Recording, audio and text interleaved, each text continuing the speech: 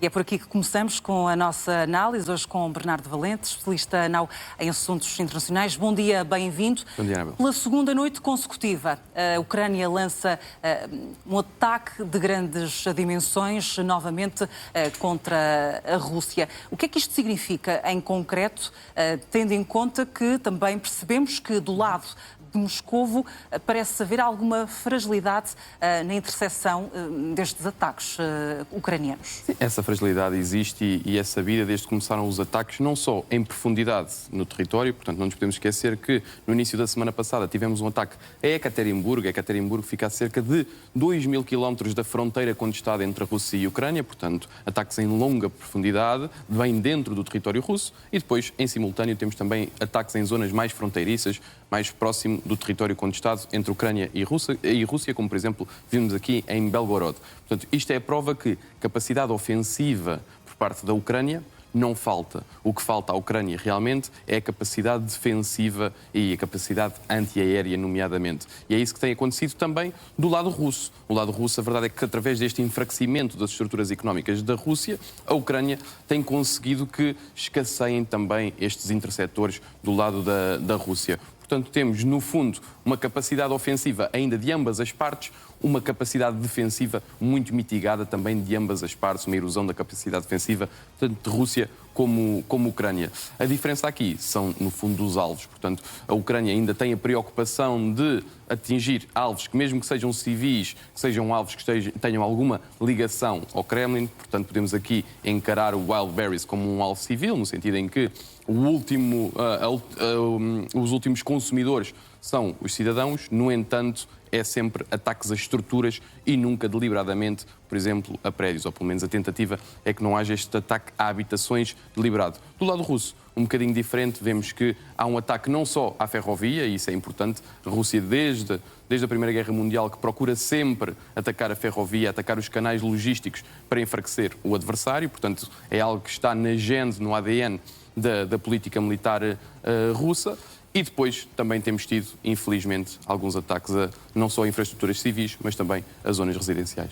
Ainda não percebemos quem é que são as vítimas, ainda de forma independente não conseguimos ainda confirmar o número exato de vítimas, pelo menos é a Rússia que avança que houve já 6 mortos do lado russo durante esta madrugada, tal também como aconteceu na noite passada. Ora, vemos também que já se percebeu que a Ucrânia está um pouco desconfiada dos seus aliados desta guerra, nomeadamente com os Estados Unidos. Isto significa que Volodymyr Zelensky estará também a preparar terreno para, de certa forma, seguir caminho de forma autónoma nesta guerra. Qual é que será, de facto, aqui o verdadeiro plano traçado por Zelensky? Bom, falar da capacidade ucraniana é importante, e é importante também salientar o caminho que foi feito, o trajeto que foi feito do ponto de vista militar desde há 4 anos atrás, e daqueles drones muito arcaicos, muito rudimentares. E agora a capacidade que até o próprio Firepoint, a principal empresa do complexo industrial e militar ucraniano, o caminho que essa mesma empresa tem feito. Portanto, isto é de salientar, é de valorizar esse crescimento, mas é importante também olhar para outras dimensões. E a outra dimensão é que, apesar de tudo isto, a Ucrânia ainda não tem capacidade de sustentar o esforço de guerra sozinho. E há uma desconfiança que é clara, e uma desconfiança também para com os Estados Unidos, que é evidente até no seio da NATO. Portanto, uma desconfiança que vem muito também do estilo de liderança de Donald Trump. Esse estilo de liderança de Donald Trump é um estilo muito errático, como sabemos, que é muito volátil e tem de vez em quando aproximações também ao lado russo, e portanto Zelensky tem procurado essa autonomia. O que é que Zelensky, ou o que é que tem sido aqui o pecado capital de Zelensky à procura dessa autonomia? Porque esta autonomia que falamos aqui é principalmente militar, é uma autonomia principalmente do complexo militar e industrial, que os Estados Unidos têm sido esse guarda-chuva, não só para a Ucrânia, mas também para toda a Europa, no âmbito da NATO, a Europa e outros aliados da NATO, e os Estados Unidos saindo um pouco deste papel de guarda-chuva, a Ucrânia tem que se defender sozinha. E este novo papel de autonomia militar tem trazido clivagens entre Zelensky e alguns líderes do aparelho militar, tanto como ministros da Defesa, como com os líderes supremos, ou os chefes, as altas patentes, os quadros militares do exército ucraniano. Esta tensão foi inicialmente muito evidente com Zaluzny. A certo ponto conseguiu tirá-lo para o Reino Unido, portanto, quase que tornou-se um inimigo público a Zelensky, tornou-se um inimigo ao poder de Zelensky, foi crescendo nas sondagens e então acabou por torná-lo representante para o Reino Unido. E agora temos exatamente a mesma coisa a acontecer, passados uns anos, com o Fedorov. E por isso é que vimos aquela entrevista na CBS que explica exatamente isso, explica que Zelensky tem tido uma tensão, tem tido aqui clivagens e uma dificuldade de gerir a relação entre a parte política e a parte militar. Pegando exatamente nesse ponto, ora, tendo em conta também que até agora a Ucrânia tem conseguido atacar em profundidade, sobretudo com recurso a drones, mas Mikhail Fedorov, o antigo ministro da Defesa que foi demitido no mês passado por Volodymyr Zelensky, admitiu agora nessa entrevista à CBS News de que falavas, de que até ao final do ano, entre 3 a 6 meses, que a Ucrânia poderia ter mísseis balísticos de fabrico nacional. Portanto, produzidos na Ucrânia. Porquê agora Fedorov estar a revelar ao mundo esta intenção? Porque parece que ainda era desconhecido esta intenção.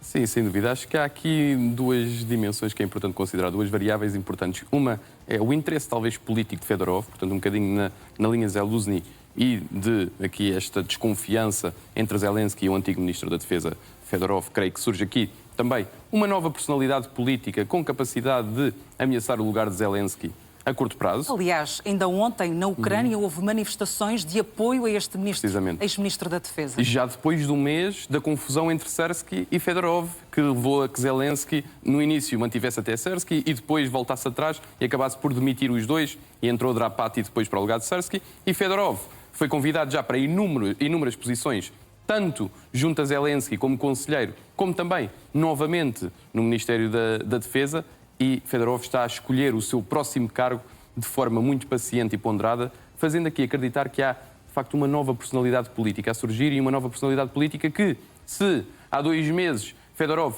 era um grande trunfo, um grande token de Zelensky, portanto, dava capital político a Zelensky, agora é o contrário. Agora Fedorov é das personalidades que mais retira capital a Zelensky, também, provavelmente, podemos olhar aqui para aspirações pessoais à liderança da Ucrânia por parte de Fedorov. Porque Fedorov o que vem dizer é, primeiro, e esta é a primeira variável a considerar, primeiro coloca o ónus no aparelho militar ucraniano agora, explicando que há um prazo muito concreto para estes mísseis balísticos, para a criação nacional de mísseis balísticos. Coloca também o ONU na Firepoint, a principal empresa do complexo militar e industrial ucraniano, para explicar que os mísseis balísticos serão então fornecidos a nível nacional de forma rápida, ou pelo menos era isso que estava agendado quando ele era Ministro da Defesa. Portanto, temos aqui o primeiro ponto, a colocar pressão nas forças ucranianas, se bem que sabemos que, como dizia, o grande problema das forças ucranianas não são os ataques em profundidade, é sim, principalmente a parte defensiva e dos interceptores antiaéreos, ou seja, os Patriots e depois principalmente a tecnologia do PAC-3 dentro dos Patriots.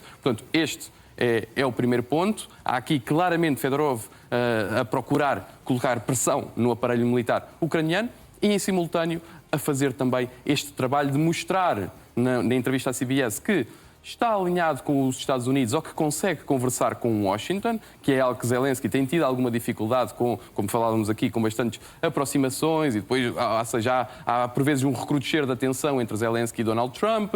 Depois Zelensky tenta realmente ir à Casa Branca, conseguir trazer aqui Donald Trump para o seu lado, mas não tem sido uma relação fácil. E Fedorov o que vem mostrar aqui é que consegue falar com Washington e depois, de forma muito curiosa, não revelou os seus planos políticos. Portanto, se não tivesse planos políticos, seria muito fácil dizer que não os tinha. Se não revela, é porque realmente os tem quase certeza. E para além disso, só para terminar, Anabela, explicar que esta aspiração política e este alinhamento com os Estados Unidos fizeram também com que Fedorov, curiosamente, não revelasse as feridas internas da Ucrânia. Sempre que foi perguntado sempre que foi questionado sobre as tensões que levaram Fedorov a sair, nunca quis queimar Zelensky, nunca disse mal de Zelensky. Há aqui um pacto também entre os dois para não estar aqui a dizer o que é que aconteceu para esta saída. Não sei se haverá um pacto, mas há aqui um discurso diferente para fora e um discurso para dentro. O discurso para fora é de mostrar coesão interna. O discurso para dentro, como sabemos, Fedorov já tem sido crítico de Zelensky, principalmente devido àquilo que os separava quanto às aquisições militares e também à reforma do sistema militar na Ucrânia. Certamente que iremos também falar sobre este tema mais à frente, até porque agora vale também a pena olharmos para aquilo que está a acontecer no Médio Oriente, mais precisamente em Gaza, até porque Donald Trump enviou o genro, Jared Kushner, para aqui mediar as negociações para o acordo de paz em Gaza. E hoje Kushner deverá também encontrar-se com Benjamin Netanyahu, ele que tem sido um forte resistente a este plano de paz de 15 pontos. O que é que poderá sair daqui hoje? O que temos, no fundo, são resquícios daquele plano de paz de 20 pontos, que na verdade, ou de cessar-fogo de 20 pontos, que na verdade já tem quase um ano, o tempo passa a correr, e o que temos agora são 15 pontos, que são, precisamente por o tempo passar a correr, que são um roteiro para finalmente se concretizarem os tais 20 pontos iniciais. Ora, o grande problema aqui é uma questão de timing do lado do Hamas e uma questão de timing do lado de Israel. Portanto, o Hamas, por um lado, quer que Israel recue primeiro até à chamada linha amarela, portanto, que deixe de ocupar os 60%, e há quem diga 70% que Israel ocupa neste momento de Gaza, e que, portanto, recua até à faixa amarela. E só depois irá desarmar. Portanto, irá entregar as armas e irá entregar as armas ao Comitê Tecnocrata da Palestina. Portanto, um comitê que será responsável depois por fazer a transição entre a liderança do Hamas e uma liderança política consolidada. Estamos a falar aqui de um grupo de burocratas e tecnocratas, mas da Palestina. E isto é importante porquê? É importante ser da Palestina porque esta tem sido a grande oposição de Netanyahu. Netanyahu, primeiro, tem a questão do timing, portanto diz que só estará disposto a recuar assim que o Hamas largue as armas, e esta é a grande diferença de timing entre os dois, a grande clivagem que surge aqui, e para além disso já veio dizer várias vezes que não está disposto a tirar as armas da mão do Hamas, portanto uma entidade da Palestina, e dar a outra entidade da Palestina, que seria esse grupo de tecnocratas. Estas são as grandes divisões, assim, em linhas muito largas, que separam Al-Aya, portanto, o novo líder da Palestina, do Hamas, e que tem de facto mostrado aqui uma nova cara do Hamas, um Hamas político mais moderado e à procura até de se reformar como partido, como entidade política, e à procura de negociar com outros parceiros. Portanto, não estava apenas Kushner naquela negociação. Tínhamos outros países, principalmente países do mundo islâmico, que depois farão parte até da força de consolidação da paz no território, porque estão aqui auxiliadas pelo Board of Peace de Donald Trump. Portanto, há aqui uma tentativa do Hamas de abrir relações diplomáticas ou de tentar aqui um novo corpo diplomático, uma nova estratégia diplomática que não se via antes de Al-Aya. E depois temos Netanyahu, sempre com muitas reticências em sair do território, um cessar-fogo que sabemos que também é muito frágil, e o ponto da situação é este. Jared Kushner tem todo o interesse também, até do ponto de vista económico, de conseguir reforçar os seus laços com o mundo islâmico, e não nos podemos esquecer que aqui, por exemplo, a Arábia Saudita será também fundamental, agora como média potência e um dos possíveis aliados dos Estados Unidos na região, até porque Jared Kushner tem com o Fundo Saudita negócios na ordem dos bilhões a nível tecnológico, e portanto é neste ponto que estamos, sabendo que enquanto o Hamas não desarmar, Israel não recua, enquanto Israel não recuar, o Hamas não desarma, e portanto é este impasse, é no fundo este o principal ponto das negociações que falta resolver. Muito bem, Bernardo Valente, obrigada pela análise e um bom dia. Obrigado, Abel, bom dia.